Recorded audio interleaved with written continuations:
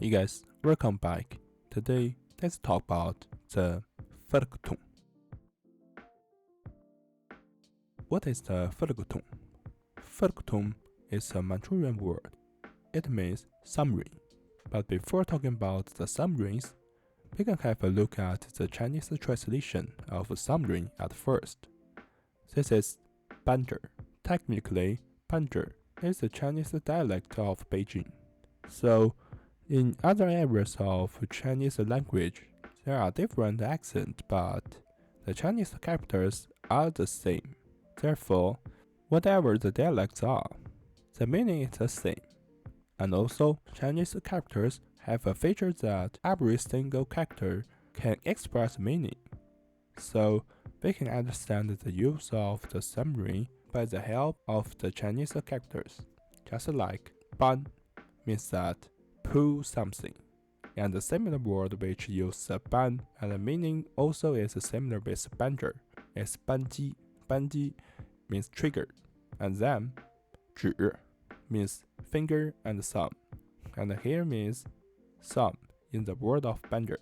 And the final character actually it's alsatian 化音 like 花 and 花 晚 and 晚 It actually hasn't a real meaning, and this is a feature of Beijing dialect. So now we can see that banzhi, the submarine, is a word about the trigger and thumb. Then the usage of the submarine we are able to roughly know.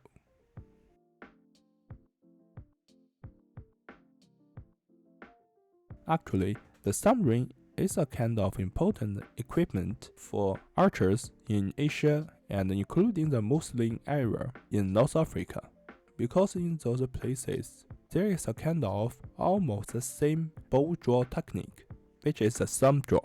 Archers need to use their thumb to draw the bow string, and mostly if they want to draw the bow to show the perfect arrow with force, this force will need to be 50 to 80 pounds at least with their arm, and the thumb will be pressured most of the force.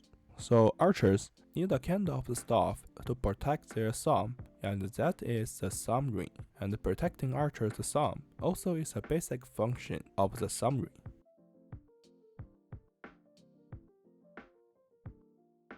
In all of the thumb draw areas, almost all of the submarines are similar and their sloping shape, but from my study among all those submarines, the Manchu submarine is a little bit different, and it's the only one that is a cylinder, but the usage is the same. By the way, it's also worth mentioning that Japanese bow draw also is a thumb draw, but they don't use the submarine.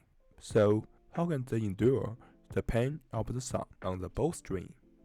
Actually, in Japanese archery, Kyudo, the submarine was replaced by a kind of skin glove, or yugake, and typically there are two types of gloves in use today.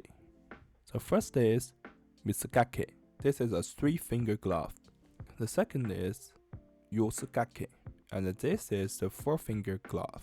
And meanwhile, there is a kind of auxiliary equipment on another gripping the bow hand, in order to avoid that hand was cut by the flying arrow feathers in high speed. The equipment is oshidegake.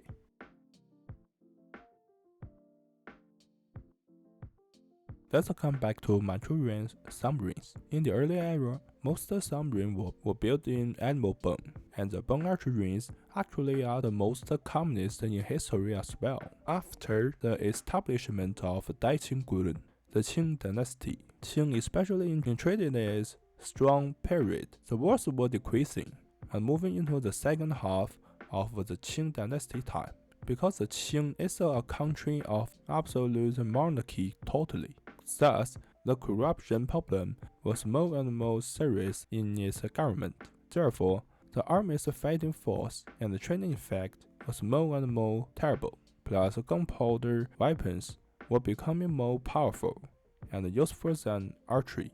Although archers still were in the army, the archery technique in the army was not as important and skilled enough as in the early era, just like later Jin era and the earlier era in Manchurian history. So finally, the submarine as a battle equipment of archery gradually left the historic stage. Just like the history of Qing, the battle equipment fiction of submarines sank into the history river. Nowadays, a submarine has been an archery gear for the traditional archery players or amateurs.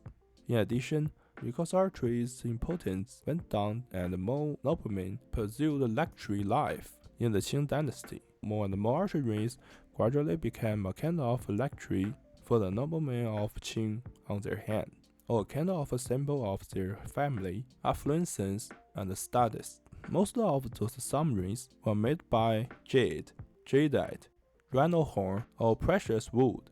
Today, the Qing dynasty has gone and the noble class also has become noble people. So, after 100 years, most of their luxury submarines have been a kind of art craft in antique shops. Okay, this is a story of the submarines.